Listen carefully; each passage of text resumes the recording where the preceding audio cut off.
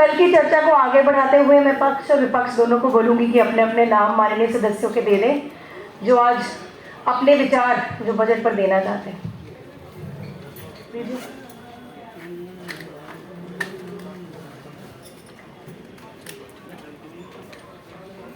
सदन की कार्रवाई को आगे बढ़ाते हुए मैं सबसे पहले धर्मवीर जी को दरख्वास्त करूंगी कि अपने विचार रखें और आपके पास 3 मिनट का समय है, उससे ज़्यादा समय नहीं दिया जाएगा आज, क्योंकि कल भी बहुत ज़्यादा समय सभी माननीय सदस्यों ने ले लिया था और जिसकी वजह से कुछ जो सदस्य हैं कल बोल नहीं पाए थे। तो 3 मिनट का समय है। माननीय महापौर जी, माननीय नेता सदन, माननीय नेता विपक्ष, उपायुक्त जी, आए हुए सभी पार्षदगण, सभी अधिकारीगण और मेरे मीडिया के प्यारे बंधु, बजट पर चर्चा दिल्ली के लिए सबसे अहम दिन होता है, एमसीडी के लिए जब से बजट पर चर्चा होती है। लेकिन हम देख रहे हैं कल भी, उससे पहले भी, हमारे सारे पार्षद भाई पक्ष के हों या विपक्ष के हों, हम सबको इस दिन का इंतजार होता है कि कब हम अपनी बात को हाउस में रखेंगे।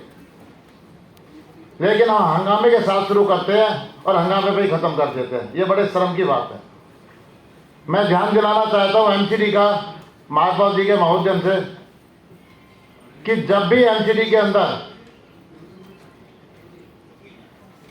दिल्ली के अंदर जो टिप्पर चलते हैं, सभी वार्डों में टिप्पर चलते हैं, उन टिप्परों के ऊपर हमेशा सभी पार्षदों का नाम लिखा होता था और उससे एक मैसेज जाता था कि ये इस वार्ड का टिप्पर है और ये इस वार्ड का, जिससे कि कंपनी की कोई धांधलेबाजी नहीं हो पाती थी।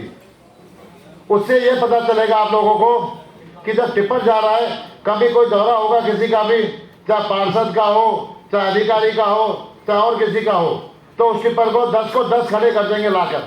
लेकिन जब टिप्पर की जरूरत पड़ेगी किसी भी पार्षद को, तो वहाँ पर वो टिप्पर नहीं होता है। एक चीज़ मैं और याद दिलाना चाहता हूँ, RK पुरम सेक्टर 6 एमसीडी स्कूल की बात है, जो 2018 या 17 में एक स्कूल के अंदर म्यूजियम की नींव रखी गई थी। ये मैं बताना चाहता हूँ बीजेपी की करनी और कथनी में कितना फर्क है। बीजेपी की सरकार थी एमसीडी में, एमसीडी की प्रिंसिपल ने 10 बार स्कूल के अंदर एप्लीकेशन दी है कि बच्चों की पढ़ाई के लिए हमें बिल्डिंग की जरूरत है। छत के अंदर से बारिश आती है, पानी आता है, छत का लेंटर गिरता है, लेकिन बीजेपी के वहाँ पर पार्षद ने कुछ नहीं देखा, म्यूजियम बना दिया। म्यूजियम बना के सिर्फ उसका उद्घाटन करना था और वहाँ दिखाना था कि बीजेपी ने ये कार्य करा। जबकि बीजेपी बातें करती है बड़ी बड़ी, उनको ये नहीं पता कि नींव कहाँ से रखी जाती है। एमसीडी स्कूलों में जो बच्चे पढ़ते हैं, वहाँ से हमारी नींव शुरू होती है और बच्चे की एजुकेशन अच्छी होगी तभी हमारा बच्चा प्राइवेट स्कूल की कंपनी में जा सकता है। लेकिन हम उस चीज़ पर ध्यान नहीं देते हैं। मैं एक और याद दिलाना चाहता हूँ आपको, 3 मिनट का समय पूरा हुआ, कंक्लूड करिए। मैं एक और आपको याद दिलाना चाहता हूँ, बीजेपी शासन में जब 15 साल से बीजेपी एमसीडी के अंदर थी, तो हमारे सफाई सैनिकों को जब ट्रक पे या बारिश में जब हमारे सफाई सैनिक काम करते हैं महापौर जी, तो उनको जूते मिलते थे बड़े वाले, जिनको हम बारिश में काम कर सकते हैं। लेकिन उनको भी पता नहीं किसने खत्म कर दिया, क्यों खत्म कर दिया। सफाई सैनिक उस टाइम पर काम करने जाएंगे, जब नाले के अंदर जाएंगे तो कैसे काम करेंगे। किसी के कांच लग सकता है, किसी का कुछ भी हो सकता है, लेकिन हमने उसको हटाकर दूसरी चीज शुरू कर दी। मैं एक और आपका ध्यान दिलाना चाहता हूँ कि कभी भी हम एमसीडी के बातों का बड़ी बड़ी बातें करते रहते हैं, लेकिन हम कामों पर ध्यान नहीं देते हैं। कामों में हमारी बात आती है, पहले हमारे सभी सफाई कर्मचारी सैनिकों को जीपीएफ मिलता था, अब उनको जीपीएफ बीजेपी शासन जब से था यहाँ पर एमसीडी में, उन्होंने जीपीएफ खत्म कर एनपीएस कर दिया, जबकि एनपीएस से उनको कोई लाभ नहीं होता, जबकि जीपीएफ उनको मिलना बहुत जरूरी होता है, जिससे कि जब वो रिटायर होकर जाता है, जब उसके परिवार के लिए उस पैसे से कोई भी कार्य कर सकता है। एक ऐसा होता था मैडम कि जब हमारा सफाई कर्मचारी उसको जब बच्चे के लिए 2 साल के लिए मैंने जब बच्चे को जब 2 साल का होता था और जब स्कूल में बच्चा पढ़ता था, तो बच्चे को हम हर साल उसको पैसा देते थे। ड्रेस का, लेकिन उनका वो कर्मचारियों का पैसा भी खत्म कर दिया गया। ये बीजेपी ने हमेशा सफाई कर्मचारी के हित की काम एक भी नहीं करा है, जो भी करा है अपने हित के लिए करा है। मैं आपको ये याद दिलाना चाहता हूँ, जब तक ये कार्य नहीं होंगे, जब तक कोई भी काम सफल नहीं हो पाएगा। धर्मवीर जी कंक्लूड करिए। नजफगढ़ जोन में, नरेला जोन में, सातवा जोन के अंदर, सभी जोनों के अंदर। धर्मवीर जी बहुत बहुत धन्यवाद, समय कंप्लीट हुआ। बहुत बहुत धन्यवाद। और मैं नीमा भगत जी 3 मिनट का समय है, और मैं आपसे रिक्वेस्ट करूंगी आप समय जो आपको दिया जा रहा है उसी सीमित समय में अपने विचार रखें, ताकि सभी माननीय सदस्यों को मौका दिया जा सके। माइक दे दी तो ज़्यादा अच्छा रहेगा। मैं पोर्टेबल माइक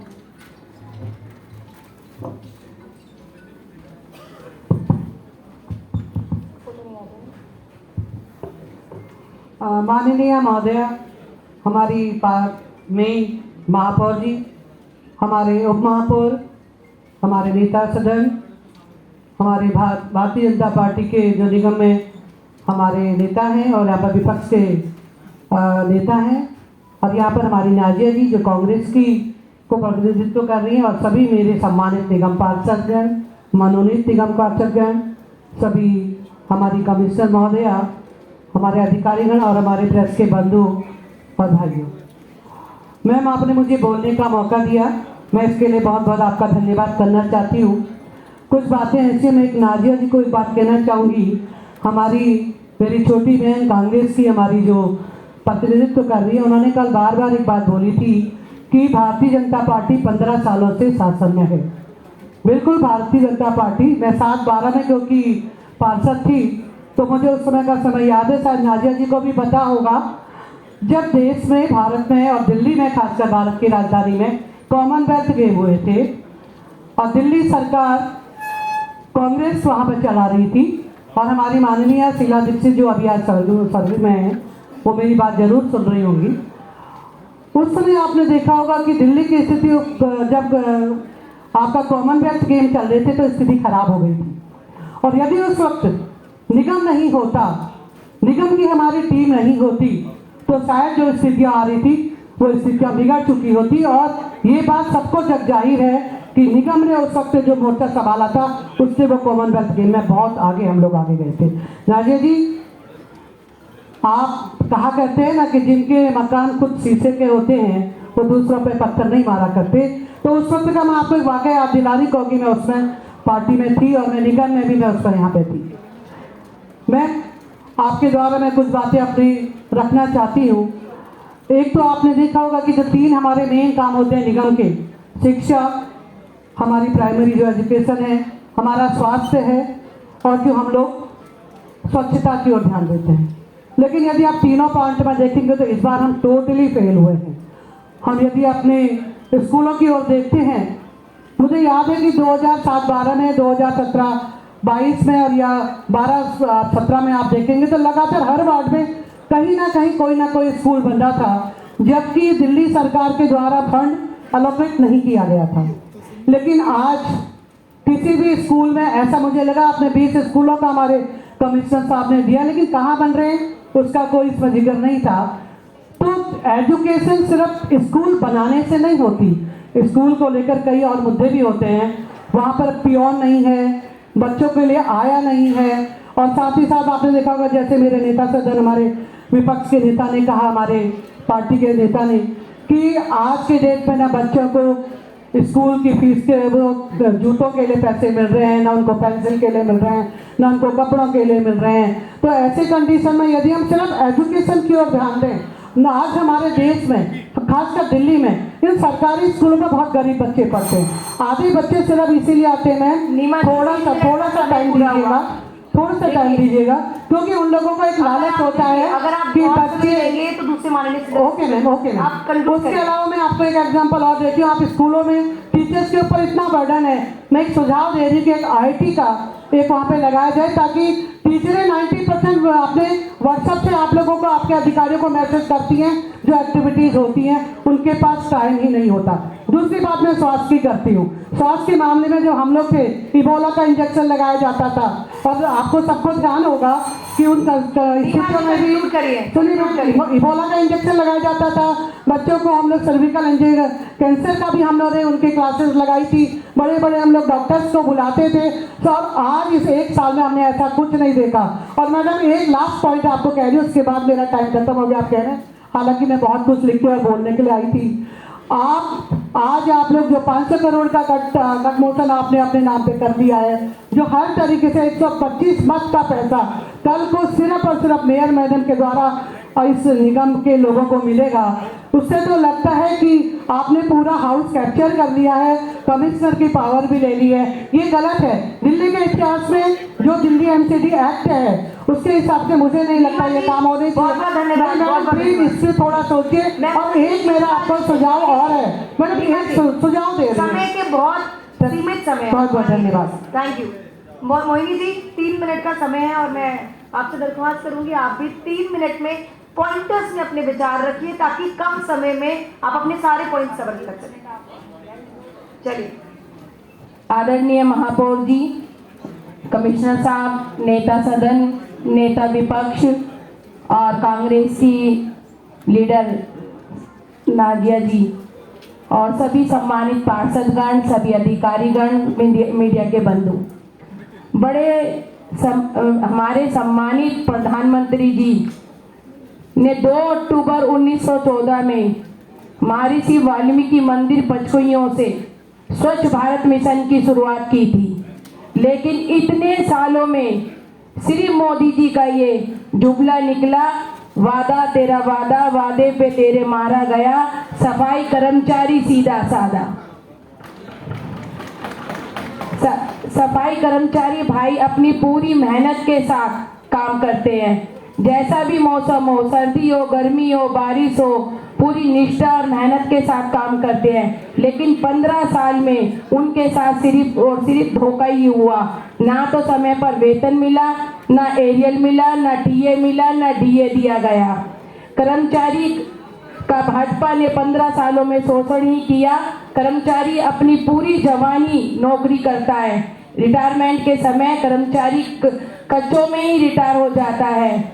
उससे बस पक्के के वादे किए गए 15 साल में भाजपा ने। MCD में जब से आम आदमी पार्टी की सरकार आई है, तब से करुणामूलक आधार पर लगे कर्मचारियों को पक्का किया जा रहा है और MCD के सभी जोनों से रिकॉर्ड मंगाए जा रहे हैं और रिकॉर्ड के आधार पर जो 98 के कर्मचारी थे उनको पक्का करने का काम चालू हो गया है। मैं इसके लिए महापौर जी को बधाई देती हूँ और अपने नेता आदरणीय अरविंद केजरीवाल जी को बधाई देती हूँ। रैंक की बात करें, मैं तो आप ही की जो भी कल बोले हमारे पार्षद, उन्हीं की जवानी बोल रही हूँ कि रैंक की बात करें तो भाजपा के राज में सफाई की रैंक 44 आई थी और आज आम आदमी पार्टी के सरकार में अभी 1 साल में सफाई की रैंक जो है 28वीं आई है। तो ये बहुत अच्छी बात है कि कम से कम हमारी रैंक घटी है, बढ़ी नहीं है। इसके लिए मैं अपनी महापौर और दिल्ली सरकार का धन्यवाद करती हूँ। जिस सैलरी के लिए महीनों प्रदर्शन हड़ताल करना पड़ता था, 28 दिन की हड़ताल पे सफाई कर्मचारी बैठा है, उसके लिए मैं आम आदमी पार्टी का धन्यवाद करती हूँ कि आज 1 तारीख को उनके खाते में तनख्वाह आ जाती है और सफाई कर्मचारी अपने आप को एक अच्छा, झूठ तो जो बोलता है उसको पता होता है कि वो झूठ बोल रहा है, तो उनको आदत है झूठ की सुनने की। कर्मचारी की तनख्वाह उनके खाते में आ जाती है। मैं आदरणीय महापौर जी से कहना चाहूँगी कि सफाई का एक सुझाव है मेरा कि सफाई कर्मचारी हमारे सबसे नीचे स्तर पे आता है और सफाई की जिम्मेदारी दिल्ली की सारी उस पर होती है। तो मेरा आपसे निवेदन है कि संसाधनों की जो कमी है उसको पूरा किया जाए और जो मेट्रोवेज द्वारा, जो भाजपा मेट्रोवेज को लाई थी, उसके द्वारा जो टिप्पर है और ई-रिक्शा है उनको पूरा उनको दिया जाए, जिससे कि हमारी दिल्ली को हम साफ सुथरा बना सके। मेरी बहन नाजिया दानिश जी ने आपको बताया मोहित जी, conclude करिए। कल के मैं कंक्लूड कर रही हूँ कि आपको बताया था कि ठेकेदारी प्रथा, उन्होंने कहा कांग्रेस ठेकेदारी प्रथा को खत्म किया जाए। मैं अपनी बहन को बताना चाहती हूँ कि ठेकेदारी प्रथा तो कांग्रेस के राज में आई थी, जब दिल्ली के अंदर भी कांग्रेस की सरकार थी और केंद्र में भी कांग्रेस की सरकार थी। पूरे भारत के अंदर अगर ठेकेदारी प्रथा आई है तो वो तो कांग्रेस के राज में आई है, वो तो कांग्रेस के राज में आई है ठेकेदारी प्रथा, और उसका विरोध भी मैंने खुद किया था। मैं बता रहा हूँ, मैंने खुद विरोध किया था। हमारे सफाई कर्मचारी आज भी, मैं आपको ये बताना चाहती हूँ कि हमारे सफाई कर्मचारी आज भी तारीख पे से मतलब काफी पढ़े लिखे हैं, लेकिन उनकी जो उन्नति, जैसे एएसआई का कोर्स उन लोगों ने कर रखा है, तो उस एएसआई के कोर्स पर उनको आगे रखा जाए। और मैं कर रही हूँ मैडम, और मैं एक बात और कहना चाहूंगी कि भाजपा बार बार इस चीज को मानती है। कल इन्होंने कहा कि झूठ झूठ झूठ झूठ जो बोलता है उसको पता होता है कि वो झूठा है। मैं इतना लास्ट में कहना चाहूंगी कि जब से आप